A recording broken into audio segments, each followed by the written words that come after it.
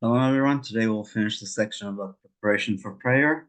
And the first topic is about somebody who suddenly, in the middle of prayer, actually finds that they can't um, keep it in and they have to go to the bathroom immediately. And the second one is about drinking before davening and being in a state of drunkenness. So the ruling regarding a person who does not need to relieve himself when he starts to pray, but in the middle of his prayer feels a rising need, is based on how much he needs to relieve himself and what stage of the prayer he is in. There are three levels of need concerning this law. One who can wait 72 minutes is permitted to finish praying. Two, one who estimates that he will not be able to wait 72 minutes, but does not yet have to contain the urge and would have to exert himself slightly to relieve himself at the moment, since when he started to pray, he was permitted, and his immediate need is not so great.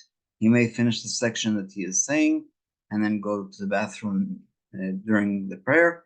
If the need arises in the middle of Psukkah Zimra, he should wait until reciting Yeshivas, thereby finishing Psukkah Zimra, and so on, all the other examples of what the sections are, Birkot Kriyat Shema, Shmoneh Esrei, Tachnun, etc., etc.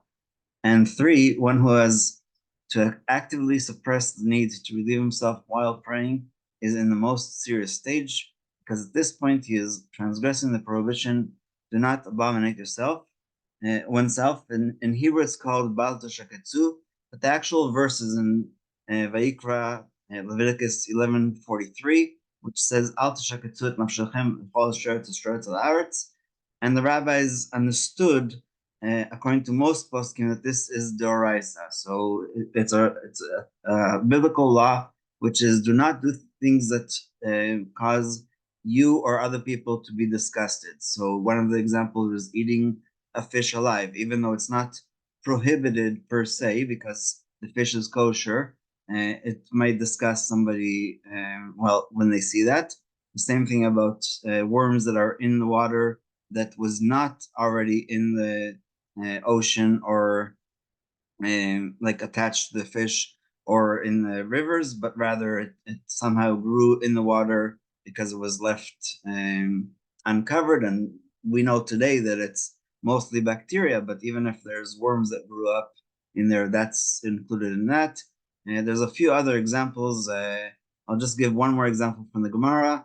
The Gemara says that if somebody drinks water from a utensil that is usually used for bloodletting, what's called for health, then since we know for sure that there might be either a remnant of the smell or the taste, and it is disgusting. It would be like today if somebody took um, a urine pan from the hospital, even if it's 100% sterilized. If somebody saw this person drinking from it, it will be disgusting, and that's what this idea of abominating yourself. But there are rabbis who say it's only rabbinical, and Maimonides says it's biblical, but there's no punishment of lashes because it's not explicit in the verse. And so finally, if he is saying Psukkah Zimra or Birkot Kriyat Shema, he must immediately go relieve himself, since interruption at that point is not so serious. However, if he is in the middle of a midah, where a pause at that point is serious, and if when he began reciting the midah he did not feel that need to relieve himself, he should finish praying. Only in a situation in which he is incapable of waiting at all should he go and relieve himself. And that reminds us a little bit about the law while holding a baby, because if you hold a baby and suddenly they start crying or relieving themselves in the diaper, then of course you have to stop Amida and afterwards say it again. And again, this is the general law, but of course everybody should ask the rabbi if there's some kind of leniency. And so finally, the last paragraph is about one who is tipsy or drunk. A person must be clear-headed, and this goes back to the first paragraph of this section, which was emotional preparation. So one should be clear-headed when he prays, unlike many idol worshippers who perform the rituals using drugs and alcohol to attain a state of ecstasy. And actually, that's what the rabbis say in the Talmud about one of the things that the sons of Aaron and Nadav and Avihu who died, did, because they went in there because they wanted that high, and so apparently, according to the Gemara, they were shtuyei yain, they drank wine. So our petitions to Hashem are achieved through seriousness and deep thought. That is why the Torah commands the Kohanim not to enter the temple and perform the divine service while inebriated. And of course, that's what the context of what I just said. The Chachamim derive from this that one who is drunk or tipsy is prohibited from praying. I'll just give one last example. When Eli, or Eli as he's known in English, saw Hannah, the mother of Samuel, mumbling to herself, he never saw somebody praying without uttering the words so everybody could hear. He thought that she was drunk, and the Talmud says something amazing, that he saw in the Urim and Tumim the letters, and the Gra explains that he saw the letters Shin, Kaf, Resh, and Hey. I don't know in what order, but he immediately interpreted Shikora, and the Gra says what he should have seen was Kshera, which means she's kosher. And so that's another example of where people thought that she was drunk. Tipsy is the word used to describe someone who is slightly under the influence of alcohol and finds it somewhat difficult to concentrate and focus his thoughts, but is still capable of talking before the king. The word drunk is used to describe a person who drank so much that he cannot properly speak before the king, slurring the speech or otherwise.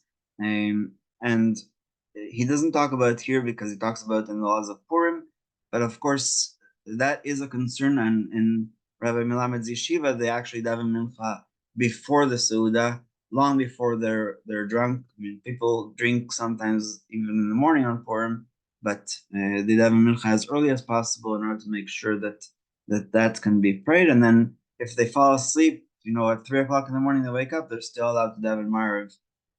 So that's how this is practical. We're starting Rosh Chodesh Adar Aleph, so in a month and a half, this will be very practical. But the Eved, one who prays while tipsy, since he is able to speak before the king, fulfills his obligation. Likewise, if he begins praying and then remembers that he is tipsy, he may finish his prayer.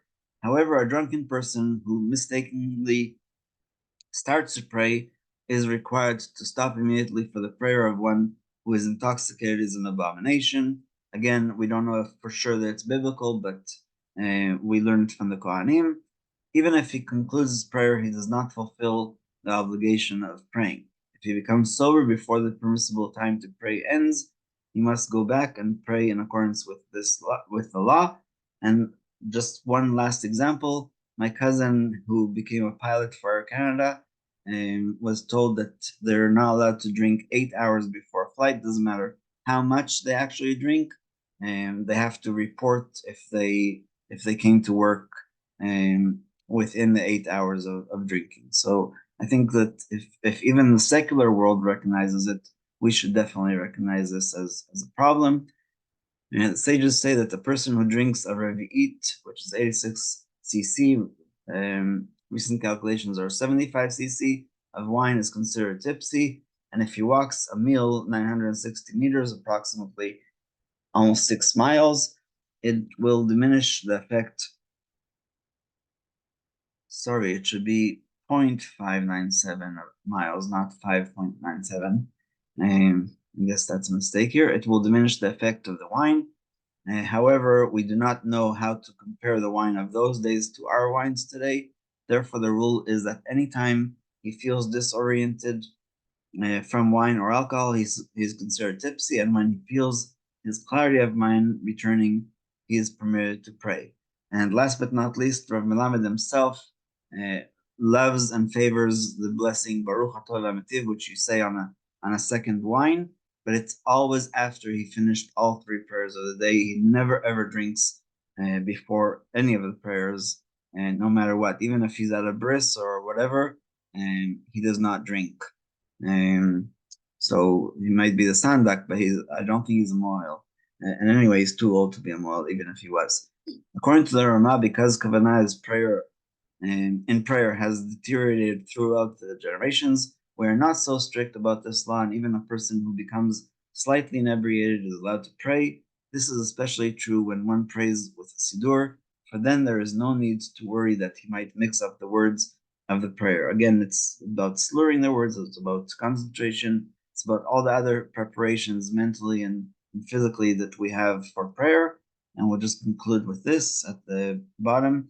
Concerning Shema and its brachot, poskim are divided. Therefore, the chatchila, someone who is tipsy or drunk, should not recite them. Instead, he should wait until the effect of the wine wears off. If, however, the time to recite Shema is about to pass, this is obviously about the morning, because at night you're allowed to pray for hours and hours. A tipsy person should say the Shema with the brachot, and a drunken person should recite it while omitting the brachot, and that's in the Ramah and conclusion of the Mishnah Berurah. So we'll stop here, and if there's any questions.